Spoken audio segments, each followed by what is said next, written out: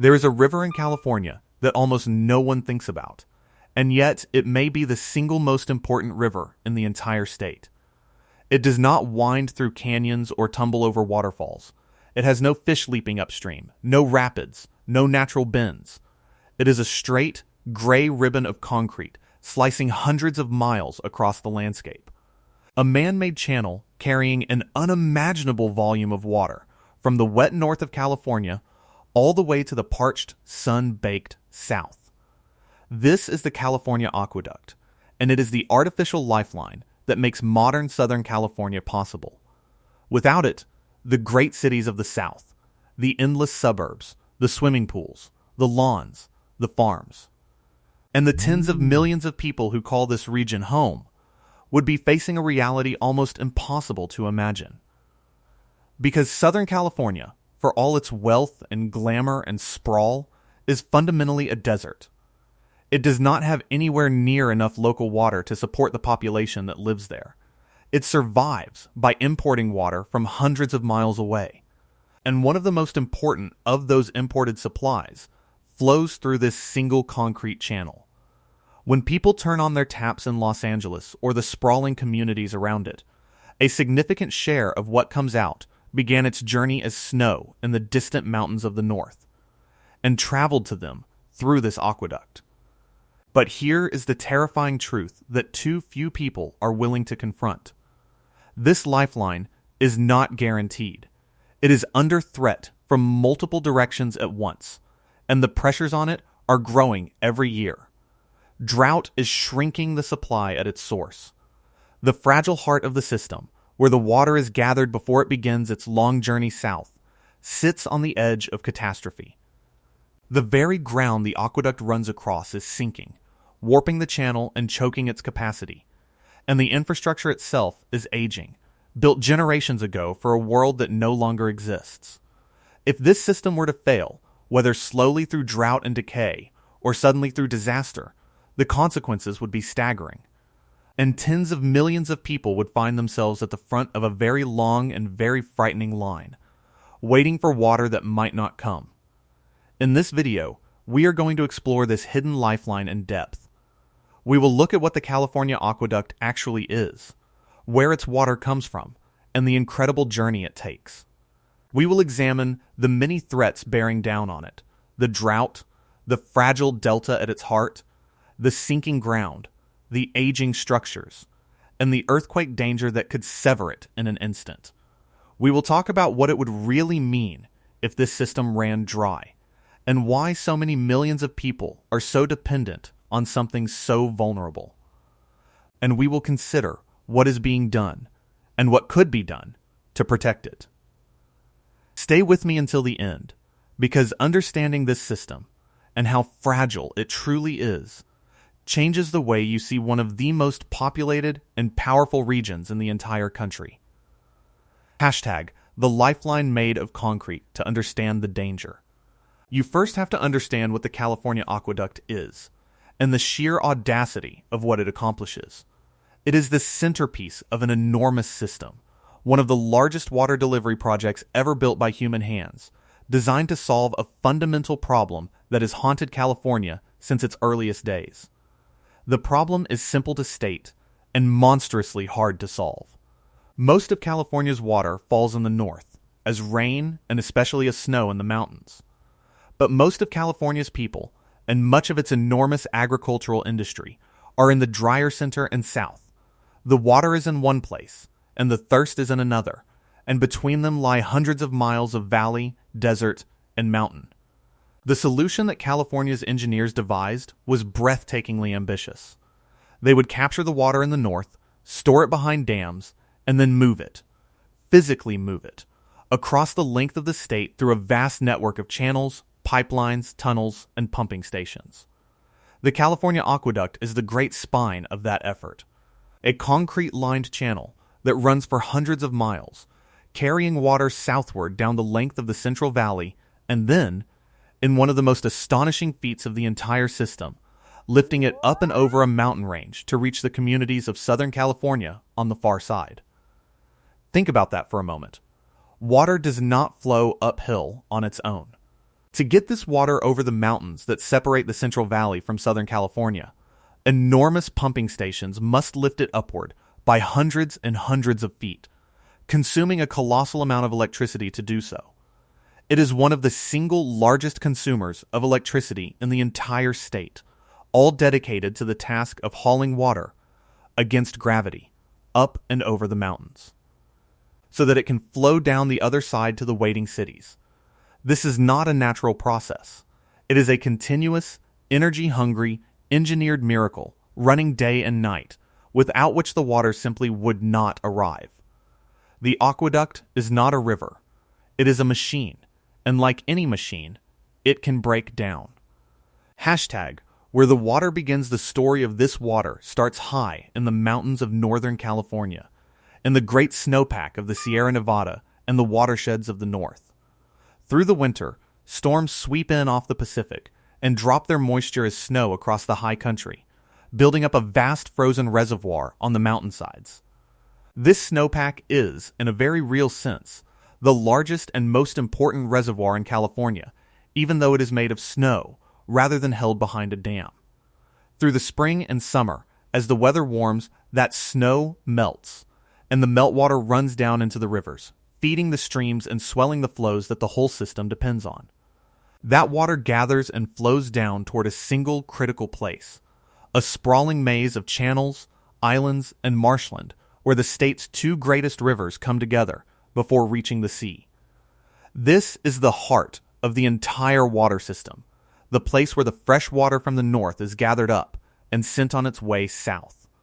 Enormous pumps sit at the southern edge of this region, drawing the water out and pushing it into the aqueducts that carry it toward the farms and cities that need it. Almost everything depends on this one place.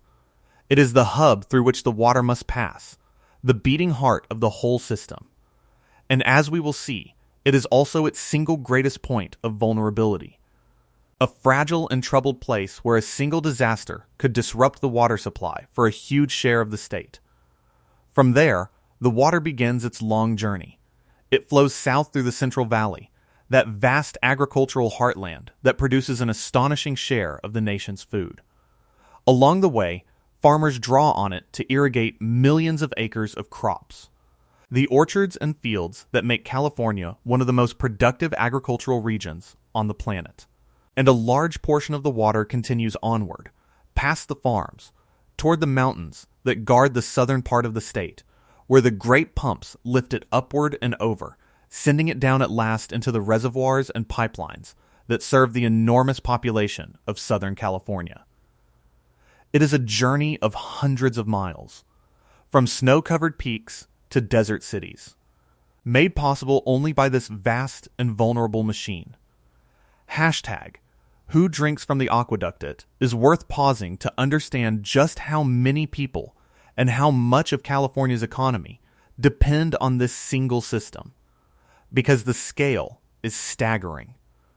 The state water system that the California Aqueduct anchors delivers water to a huge portion of California's population, tens of millions of people who rely on it, in whole or in part, for the water that sustains their daily lives. When you combine the people served by this system with the agricultural land it irrigates, you are talking about a lifeline for one of the largest and most important economies in the world. Southern California is the great destination for so much of this water. The sprawling metropolis of Los Angeles and the countless communities around it, home to many millions of people, draw a significant share of their water from imported supplies, and the state system that feeds through this aqueduct is one of the crucial sources. These are places where the local water simply is not enough, where the natural rainfall could never support the population that has grown there. The imported water is what fills the gap between what the land provides and what the people need, and that gap is enormous. Remove the imported water, and you do not simply inconvenience these communities. You threaten the very possibility of their existence at their current scale. And it is not only the cities.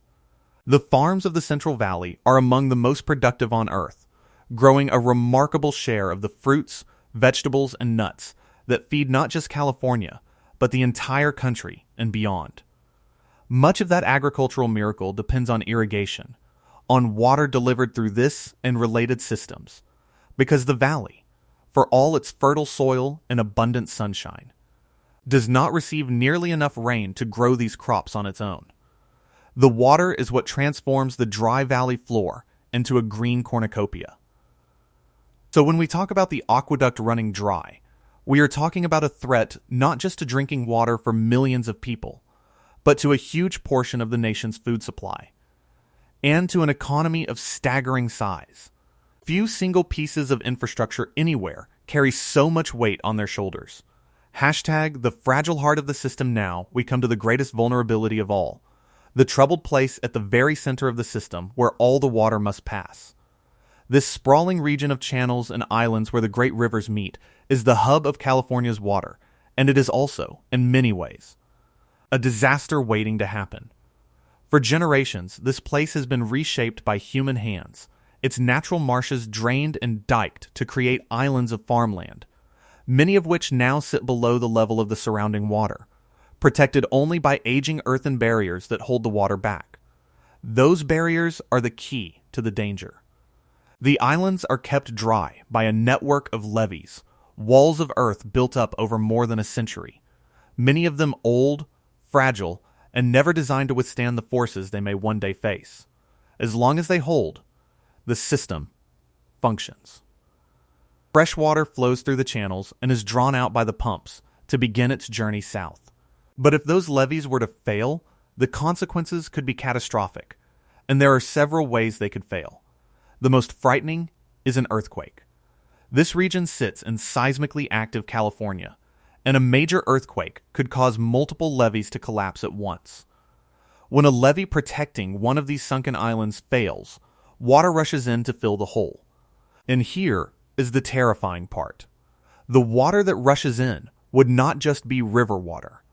Because this whole region lies near the sea, a sudden collapse could pull salt water inland from the ocean, drawing it deep into the heart of the freshwater system. And salt water is the enemy of everything the system does. You cannot send salt water to the cities to drink, and you cannot use it to irrigate the crops. If salt water were drawn into the center of the system in a major levee collapse, the great pumps might have to be shut down to avoid sending contaminated water south, and the flow through the aqueduct could be interrupted, potentially for a long and agonizing time, while the damage is repaired and the salt is flushed out. This is the nightmare scenario that keeps water managers awake at night. A single earthquake, striking this fragile hub at the wrong moment, could sever the water supply for a huge portion of California in an instant, not by destroying the aqueduct itself, but by poisoning the source at its very heart. And earthquakes are not the only threat to these levees.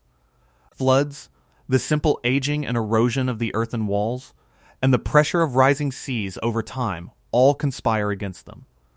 The heart of California's water system rests on a foundation far more fragile than most people realize, and its failure would put the water of tens of millions at risk. Hashtag the sinking ground, as if the fragile heart of the system were not enough. The aqueduct faces another insidious threat along its long journey south, one that unfolds slowly and quietly, but with devastating effect. The very ground that the aqueduct runs across is sinking, and in places it is dragging the great channel down with it. The cause of this sinking is tied, ironically, to water itself, specifically to the water pumped up from deep underground. Beneath the Central Valley lie vast reserves of groundwater, held in layers of sediment far below the surface. For generations, especially during droughts when the water flowing through the aqueducts is not enough, farmers and communities have drilled wells and pumped this underground water to make up the difference. But when you remove enormous quantities of water from those underground layers, the ground above them can compact and settle, sinking downward. This phenomenon, the gradual sinking of the land as groundwater is drained, has caused parts of the Central Valley to drop by remarkable amounts over the decades, in some places by many feet. Now consider what that does to a channel like the aqueduct, which was carefully engineered to carry water using gravity with a precise, gentle slope from north to south. When the ground beneath a section of the channel sinks, it warps that careful design. The channel can develop dips and low spots where it was meant to flow smoothly downhill. Those dips reduce the capacity of the aqueduct, choking the amount of water it can carry through the affected stretch, sometimes significantly. A channel built to deliver a certain volume can find itself able to deliver noticeably less, all because the ground has sagged beneath it. And the cruel irony is that this sinking is often driven by the very droughts that make the aqueduct's deliveries more precious than ever, because when surface water is scarce, more groundwater is pumped, and the ground sinks further. And the channel's capacity shrinks even as the need for it grows. Repairing this damage is enormously expensive and difficult, requiring sections of the aqueduct to be raised or rebuilt to restore their capacity. And the underlying cause, the overpumping of groundwater, is deeply tied to the whole troubled balance of California water. The sinking ground is a slow motion threat, less dramatic than an earthquake, but relentless, quietly eroding the ability of this lifeline to do its job at the very time it is needed most. Hashtag, the weight of drought looming over every part of this system is the great and growing shadow of drought. The entire aqueduct, for all its concrete and pumps and engineering, is ultimately only as reliable as the water that feeds it, and that water begins as snow and rain in the north. When the snows fail to come, when the winters turn dry, the whole system is starved at its source, and no amount of engineering can move water that does not exist. California has always swung between wet years and dry years. That is the nature of its climate. But in recent times, the dry years have grown more frequent, more severe, and more prolonged, and the region has endured drought stretches of remarkable intensity. During these droughts, the mountain snowpack, that great frozen reservoir the whole system depends on, shrinks dramatically. Some years it is a fraction of what it should be, leaving the rivers low and the reservoirs depleted. And when there is less water at the source, there is less to send south, and the deliveries through the aqueduct are cut back, sometimes severely, leaving the cities and farms that depend on them scrambling to make up the difference. There is a deeper worry embedded in this pattern. Even setting aside any single dry year, the long-term trend has been toward a warmer climate. And warmth is the enemy of snowpack. When temperatures rise, more of the winter precipitation falls as rain rather than snow, and the snow that does fall melts earlier and faster. That changes everything, because the system was designed around a slow, natural release of water from the melting snowpack through the spring and summer. A snowpack that melts too early, or that never fully forms, disrupts the careful timing the whole system relies on, sending water rushing down at the wrong time and leaving too little for the dry months when it is needed most. The result is a supply that is not just smaller in dry years, but less reliable and harder to manage even in ordinary ones. This is the fundamental squeeze. The demand for the aqueduct's water keeps growing, or at least stays enormous, while the supply that feeds it grows more uncertain and, in the hardest years, dangerously thin. The aqueduct can only deliver what the mountains provide, and increasingly, the mountains are providing less when it matters most. Hashtag, the aging machine there is one more threat that deserves attention, and it is the simple, unglamorous reality of age. The great water system of California, including the aqueduct and its pumps and its countless associated structures, was largely built generations ago, in an era of tremendous ambition and optimism, when the state was booming and its engineers set out to conquer the challenge of water once and for all. That system has served California remarkably well for a long time. But nothing lasts forever, and infrastructure of this scale requires constant maintenance, repair, and eventually replacement to keep functioning. Much of this system is now decades old. The concrete ages, the pumps wear. The structures that were designed for the conditions of the past must now operate in a world that has changed around them, a world with more people depending on them, with a more erratic climate straining them, and with hazards like earthquakes and sinking ground that were less understood when they were built. Maintaining and upgrading infrastructure of this size is a monumental and expensive undertaking, and the costs and challenges only grow as the system ages. An aging system is a more fragile system. Components that once had wide margins of safety may now be closer to their limits. A failure in one part can cascade to others. And when a system is already stressed by drought, by subsidence, by the fragility of its heart, the added burden of age makes every other threat more dangerous. This is not to say the system is on the verge of collapse tomorrow. It has been maintained, and it continues to function.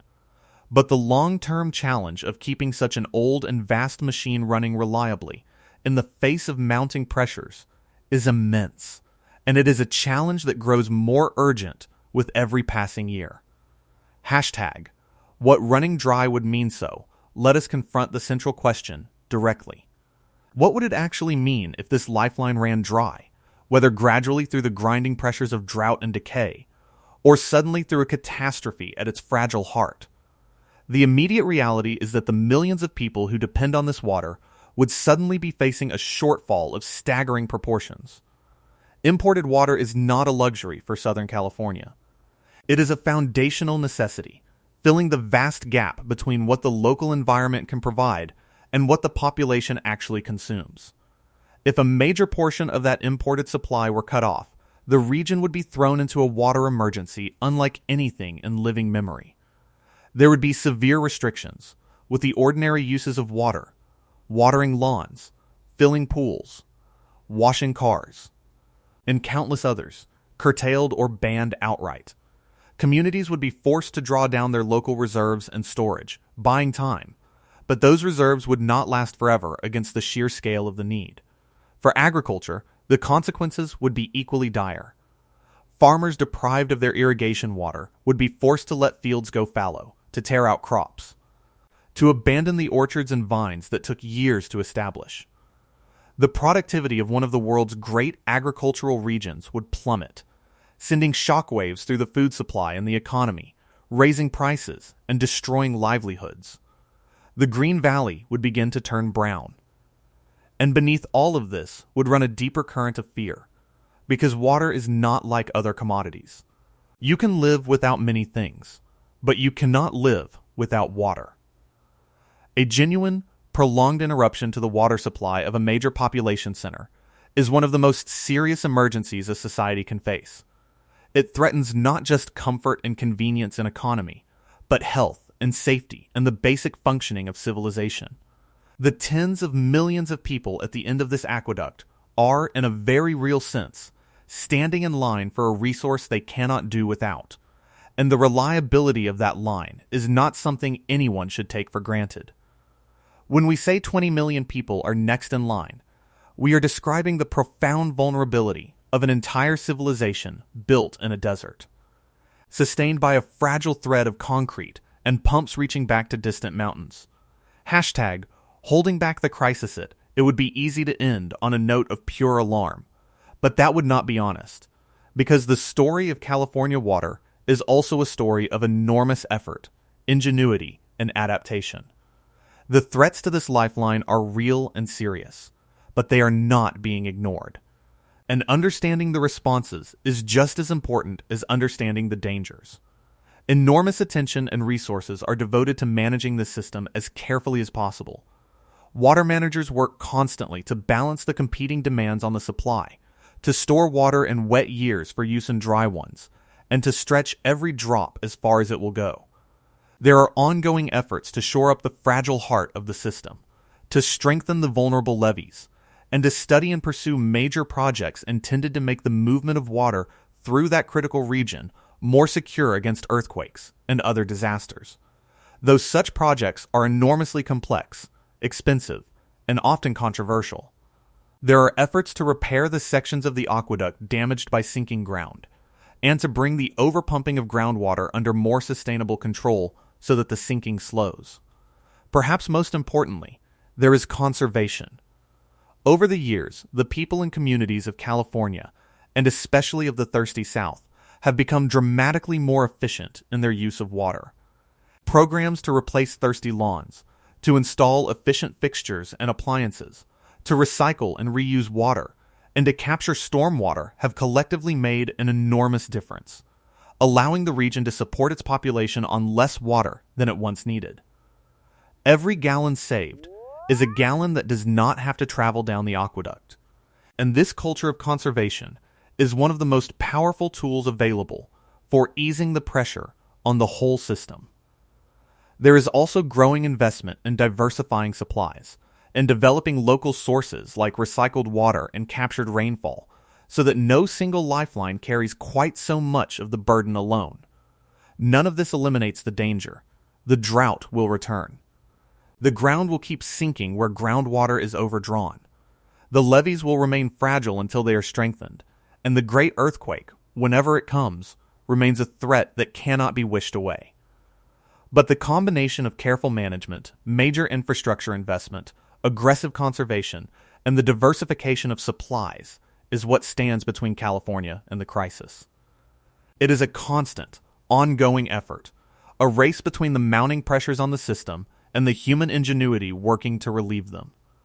Hashtag, the thread that holds a civilization step back and consider the astonishing reality of what we have explored. Tens of millions of people in one of the wealthiest and most powerful regions on the planet live in a place that cannot naturally sustain them, and they are kept alive and thriving by a thread of concrete and steel and pumped water reaching back hundreds of miles to distant mountains. It is one of the great achievements of human engineering, and it is also one of the great vulnerabilities, a system on which everything depends, and which is beset on every side by threats, from the shrinking snows to the sinking ground. From the fragile levees to the aging machinery to the ever-present danger of the earthquake. The California Aqueduct is more than a channel of water. It is a symbol of the audacity of building great cities in a desert, of bending nature to human will on a colossal scale, and of the precariousness that comes with that bargain. It works, and it has worked for a long time, but it works only because of constant effort, and it carries within it the seeds of a crisis that could unfold slowly or arrive all at once. The people who depend on it, most of them, will go their whole lives without ever thinking about where their water comes from or how fragile the journey truly is. They turn the tap, and the water flows, and the vast, straining, vulnerable machine behind it remains invisible. But invisibility is not safety. The threats to this lifeline are growing, and the day may come when the water that has always flowed so reliably does not. When a dry winter or a broken levee or a sinking channel or a great earthquake finally forces the reckoning that has been building for decades. When that day comes, the tens of millions at the end of the line will suddenly understand, all at once, just how much they depended on something they never thought about. The wisest course is to understand it now, before the crisis, and to support the effort to protect and strengthen and diversify this lifeline while there is still time. Because the water that built Southern California is not guaranteed, and the line of people waiting for it is very, very long. The question is not whether this system